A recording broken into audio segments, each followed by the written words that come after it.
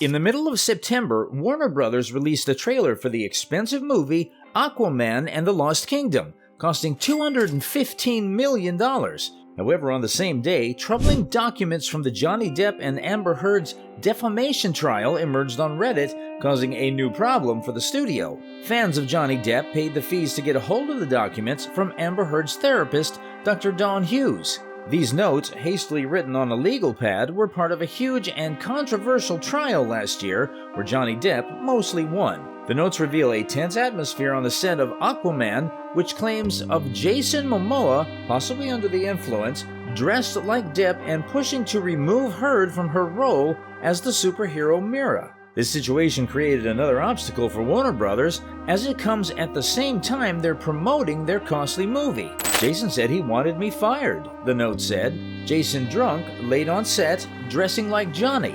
Has all the rings too. A representative for Jason Momoa chose not to comment on the situation, while a spokesperson for DC Comics defended Momoa, stating that he maintained a professional attitude throughout the filming of Aquaman and the Lost Kingdom. Others supported this stance, speaking of Momoa's hard work and denying any claims of him showing up to the set under the influence. An insider who was on the London set in 2021 mentioned that Momoa and Amber Heard had a good relationship, often joking together. They clarified that Momoa's fashion style has always been bohemian and not an imitation of Johnny Depp.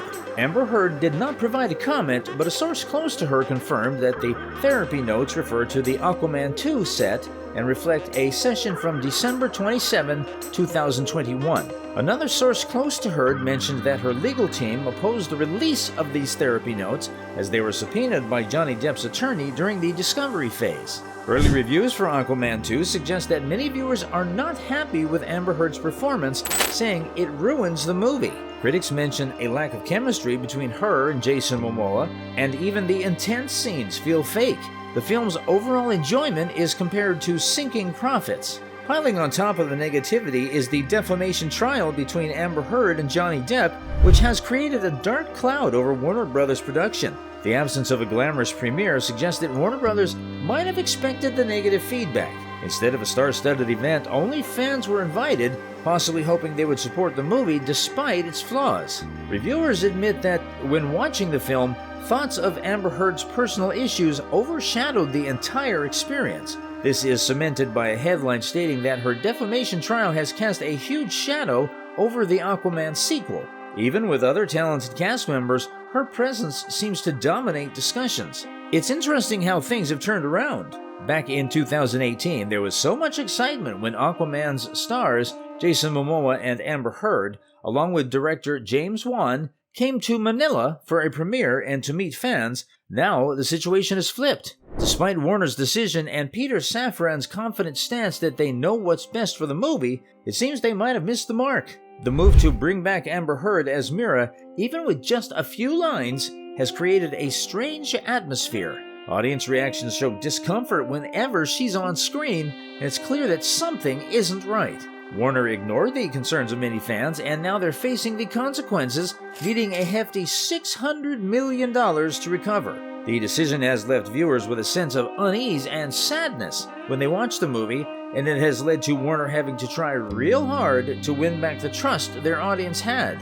Warner Brothers and DC's handling of the recent movie, particularly around Amber Heard's role, has been widely criticized. Many argue that the lack of investment in marketing suggests they were aware of the film's quality issues from the start. This raises concerns about the decision to release a film they seemingly knew wouldn't perform well, seen by some as unfair to audiences who spent their money on it. The film is accused of being a rushed and poorly executed project, with performances including Amber Heard's receiving harsh criticism. The blame is shifted to the script, deemed terrible and akin to a hastily written first draft. This, in turn, affects the overall quality of the movie and contributes to the perception of it being a phoned-in effort. Direction is another aspect targeted for criticism, with claims that there was a lack of clear direction evident in the final product. Additionally, the issue of CGI in DC movies is highlighted as a recurring problem, suggesting a need for restructuring in their CGI department. The poor CGI quality, often resulting in memes circulating online,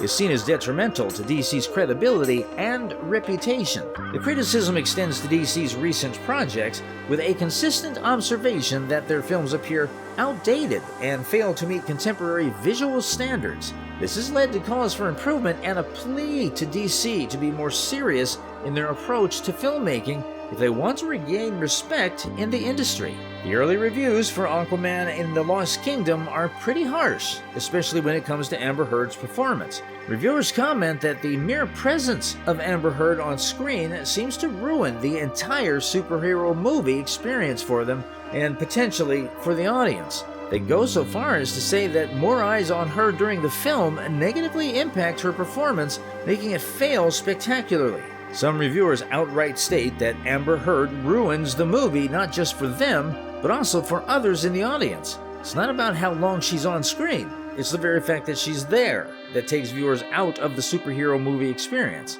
This sentiment is considered significant, especially as it's one of the first reviews to hit the scene. People looking up information about the movie the next day or so are likely to come across this critical perspective. The review begins by expressing a sense of sadness in watching Aquaman in the Lost Kingdom. It suggests that things happening off camera, particularly the real-life controversies involving Amber Heard and Johnny Depp, have affected the suspension of disbelief needed to enjoy the superhero movie. The review implies that Amber Heard's personal issues, especially her involvement in the legal battles with Johnny Depp, have overshadowed the film. Warner Brothers faced significant backlash for their decision to bring back Amber Heard, despite objections from a large number of people. The company, through Peter Safran, seemed to dismiss the concern of millions, asserting that they knew what was best for the movie. The situation takes an intriguing turn when compared to Johnny Depp's abrupt removal from the Fantastic Beasts franchise. The firing of Johnny Depp was deemed unceremonious,